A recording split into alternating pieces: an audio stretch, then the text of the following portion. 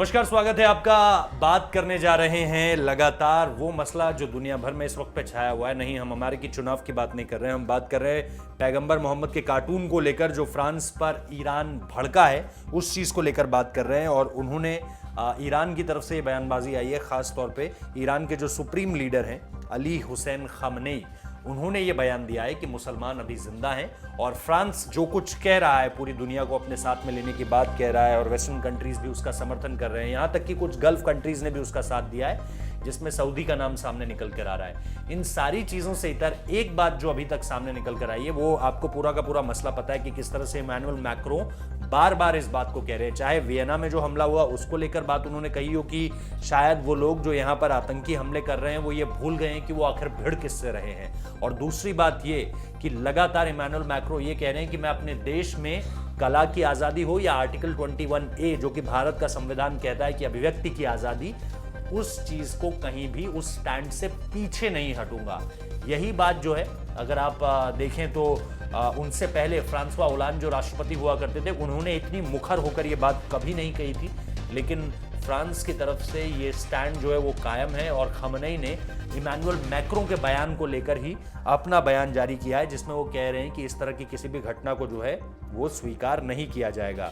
उन्होंने कहा भी कि ये केवल फ्रांस की कला का ही पतन नहीं है, बल्कि वहां की सरकार की इस गलत काम का समर्थन कर रही है।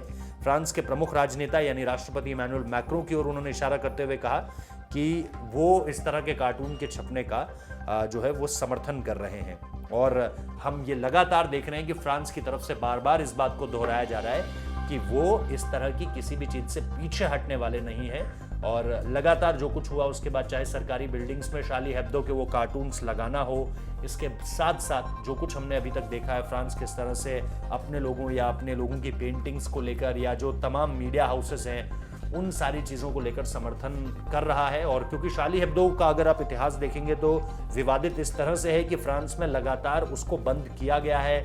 ये जो शार्ली हेब्दो उसका नाम है, ये दरअसल उसका बदला हुआ नाम है। पहले इस मैगजीन का नाम शार्ली हेब्दो नहीं हुआ करता था, लेकिन ये सारी चीजें इसीलिए बदली गई क्योंकि उस वक्त पे freedom of speech and expression को उस तरह से तरजीह नहीं दी जाती थी, इंपॉर्टेंस नहीं दी जाती थी।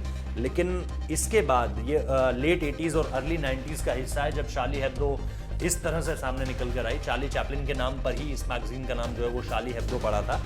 लेकिन उसके बाद से इस मैगजीन ने अपने आप को बदला नहीं, ना ही ये बंद हुई। बीच में ये मैगजीन बंद भी हुई थी, ये 90s और 80s से पहले का किस्सा है।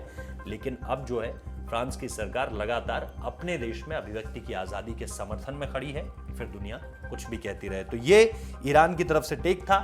अब फिलहाल इस वीडियो में इतना ही। आगे जो कुछ भी होगा इस पूरे के पूरे मसले पर हम आपको बता ही रहे हैं। अगर आपको कवरेज सही लग रही है, ठीक लग रही है, तो फिर चैनल को सब्सक्राइब जरूर कीजिए, वीडियो को लाइक जरूर कीजिए, कमेंट जरूर कीजिए और हमारे चैनल को सब्सक्राइब करना मत भूलिए। बहुत बहुत शुक्रिया।